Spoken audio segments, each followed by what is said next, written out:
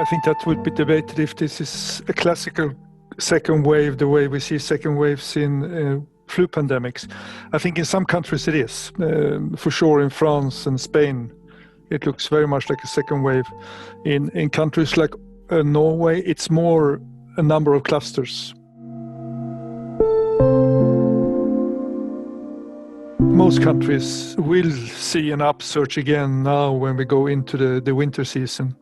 How big that will be and how well we can handle it, what measures we can have in place, that will differ.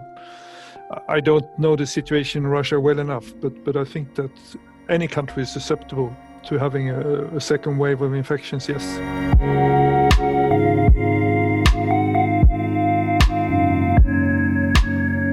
In this situation, all countries can learn from each other, and I'm sure there are certain things that we did in Sweden that can also be used in other countries. I think, for example, most countries can keep schools open without many side effects. I think that's what we learned from the experience in Sweden. And I also think that in many countries you can trust the population to a much higher extent than many countries have done so far.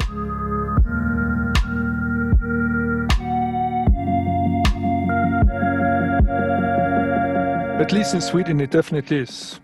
I think trust, when people do things voluntarily, they are much more adherent and they follow the advice in a much better way than when they are forced to do something, because then they always find ways to avoid doing what they are told to do.